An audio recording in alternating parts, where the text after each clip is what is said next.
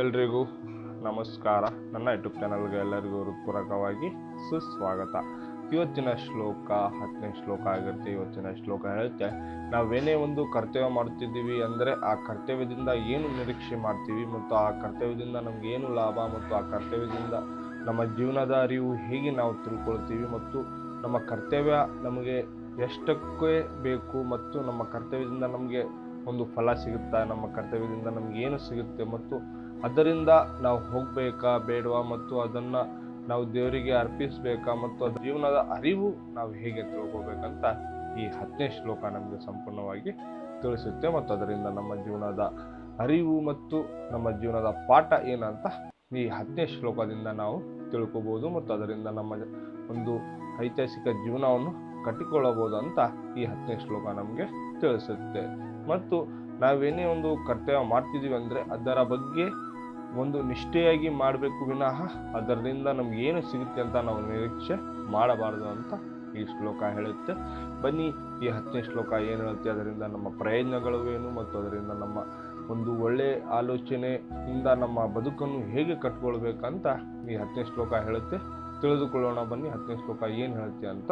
10ನೇ ಶ್ಲೋಕ ಹೇಳುತ್ತೆ, ಬ್ರಹ್ಮಣ್ಯಾದಯೇ ಕರ್ಮಣ್ಯ ಸಜ್ಞಂ ತದೇಕತ್ವಾ ಕರೋತೀಯಂ ಲಿಪಿತೇನ ಸಹ ಪಾಪೇನ ಪದ್ಮಪತ್ರ ಮಿವಾಸ್ಯ. ಇದರ ಅರ್ಥ, ಫಲಗಳನ್ನು ಭಗವಂತನಿಗೆ ಅರ್ಪಿಸಿ ಯಾರು ನಿರ್ಫಲಿತನಾಗಿ ಕರ್ತವ್ಯಗಳನ್ನು ಮಾಡುವನು ಅವನಿಗೆ ತಾವರೆಯ ಎಲೆ ಹಾಗೆ ನೀರಿನ ಲೇಪವಿಲ್ಲವೂ ಹಾಗೆ ಪಾಪದ ಲೇಪವಿಲ್ಲ. ಅಂದರೆ ಶ್ರೀಕೃಷ್ಣ ಪರಮಾತ್ಮ ತಿಳಿಸ್ತಾ ಇದ್ದಾರೆ.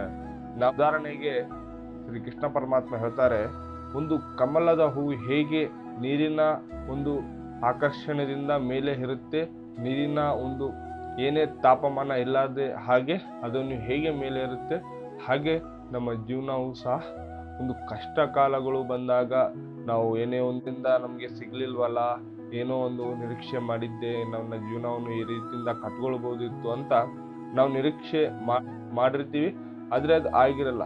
ಆಗ ನಾವು ಕುಗ್ಬಿಡ್ತೀವಿ, ನಮಗೆ ಆಗಲ್ಲ ಬಿಡು, ನಮಗೆ ಇದು ಸರಿ ಸಾಟಿ ಇಲ್ಲ ಅಂತ ನಮ್ಮನ್ನು ನಾವೇ ಅರಿವು ಮರೆತು ಹೋಗಿ ನಮ್ಮ ಜೀವನವನ್ನು ಇಷ್ಟಕ್ಕೆ ಬಿಟ್ಬಿಡ್ತೀವಿ. ಮತ್ತೆ ನಮ್ಮ ಜೀವನಕ್ಕೆ ನಾವು ಏನು ಹೊಸ ದಾರಿಯನ್ನು ಕಂಡುಕೊಳ್ಳೋಕ್ಕೆ ಸಾಧ್ಯವಾಗೋದಿಲ್ಲ. ಆದರೆ ನಾವು ಏನೇ ಒಂದು ಕೆಲಸ ಮಾಡ್ತಾ ಇದ್ದೀವಿ, ಕರ್ಮ ಮಾಡ್ತಾ ಇದ್ದೀವಿ ಅಂದರೆ ಅದನ್ನು ಸ್ಪಷ್ಟದಿಂದ ಹೋಗಬೇಕು. ಮತ್ತು ಯಾವ ರೀತಿಯಿಂದ ಹೋಗ್ಬೇಕಂದ್ರೆ ಒಂದು ಮನಃಶುದ್ಧಿಯಿಂದ ಇರಬೇಕು, ಶ್ರದ್ಧೆ ಇರಬೇಕು ಮತ್ತು ಆ ಕರ್ತವ್ಯ ಬಗ್ಗೆ ಗೌರವ ಇರಬೇಕು.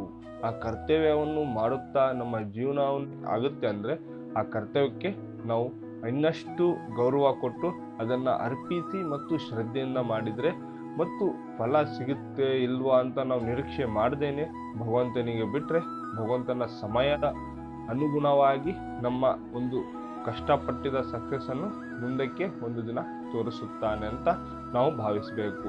ನಾವು ಅತಿಯಾಗಿ ಒಂದು ಫಲದ ಆಸೆಗೆ ನನಗೆ ಇವತ್ತು ಏನೋ ಒಂದು ಒಳ್ಳೆ ಜೀವನವನ್ನು ಕಟ್ಕೊಳ್ಬೋದು, ಇದರಿಂದ ನನಗೆ ಕೆಲಸ ಸಿಕ್ಕ ತಕ್ಷಣ ಈ ರೀತಿಯಿಂದ ಆಲೋಚನೆ ಮಾಡೋದಕ್ಕಿಂತ ಮೊದಲು ನಾವು ಸರಿ ಇದೀವ, ಒಂದು ಹೋಗ್ತಾ ಇರೋ ದಾರಿ ಸರಿ ಇದೆಯಾ, ನಾವು ಮಾಡೋ ಕೆಲಸ ಸರಿ ಇದೆಯಾ ಅಂತ ನಾವು ಒಂದು ಮನವರಿಕೆ ಮಾಡಿಕೊಂಡು ಹೋದರೆ ನಮ್ಮ ಜೀವನವನ್ನು ಕಟ್ಕೊಳ್ಳೋಕ್ಕೆ ಸಾಧ್ಯ ಆಗುತ್ತೆ ಅಂತ ಈ 10ನೇ ಶ್ಲೋಕ ತಿಳಿಸುತ್ತೆ.